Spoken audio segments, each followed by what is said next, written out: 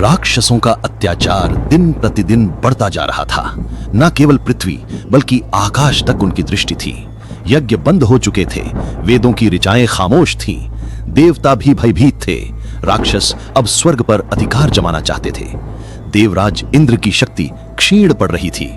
संकट इतना विकराल हो चुका था कि देवताओं को अपने अस्तित्व की रक्षा के लिए किसी दिव्य सहारे की आवश्यकता थी। तब वे सभी पहुंचे भगवान विष्णु के पास।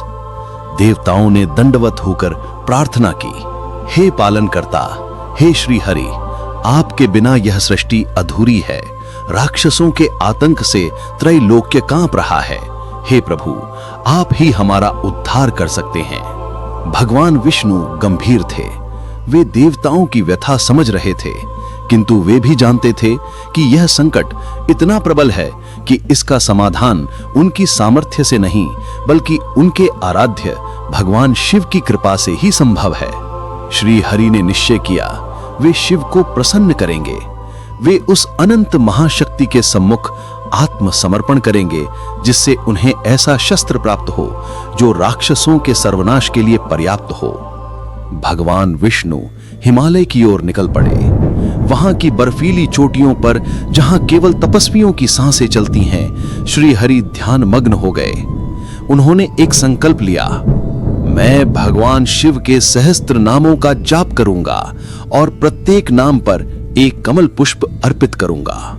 सहस्त्र कमल एकत्र किए गए और शिव की आराधना आरंभ हुई। ओम नमः शिवाय, ओम शंभवे नमः, ओम महेश्वराय नमः, ओम रुद्राय नमः, ओम नीलकंठाय नमः।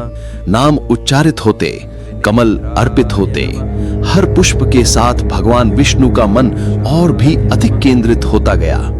सारा लोक शांत हो गया उस घोर तपस्या को देखकर। देवता भी निहारते रह गए।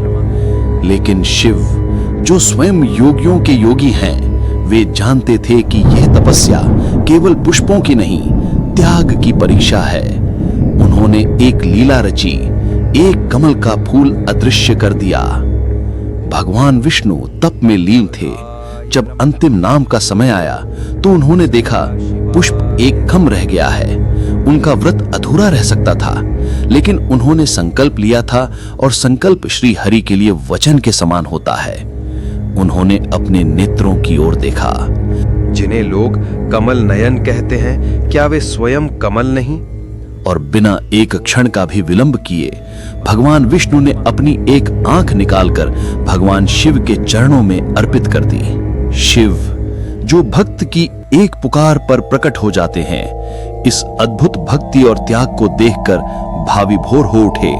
उन्होंने अपने आराध्य विष्णु के सम्मुख प्रकट होकर कहा, वत्स विष्णु, तुम्हारी भक्ति अमोघ है, मैं प्रसन्न हूं। मांगो, क्या वर चाहिए?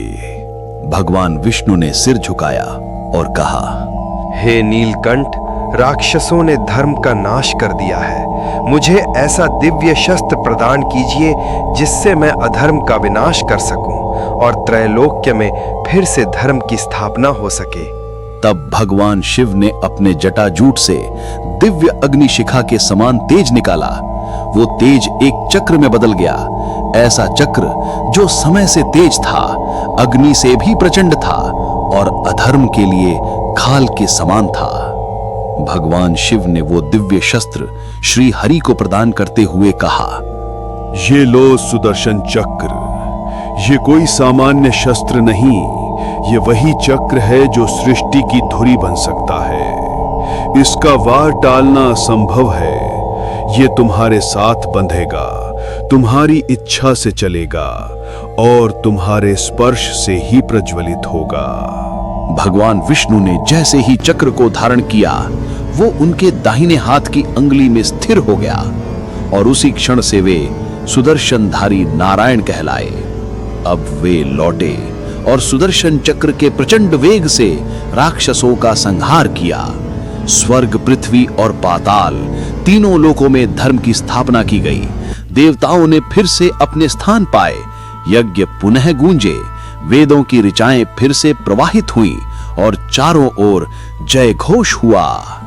जय महादेव, जय सुदर्शनधारी श्री हरि की जय, जय शिव शक्ति की भक्ति, जय सच्चे त्याग और तपस्या की विजय। ये केवल एक कथा नहीं, ये उस सत्य का स्मरण है कि सच्चा त्याग कभी व्यर्थ नहीं जाता। शिव और विष्णु दोनों एक दूसरे के आराध्य हैं और जब भक्त अपनी सीमाओं से ऊपर उठकर भक्ति करता है तो दिव्यता स्वयं उसके चरणों में उतर आती है। जय सुदर्शन चक्रधारी भगवान विष्णु की जय, जय महादेव शिव शंकर की जय।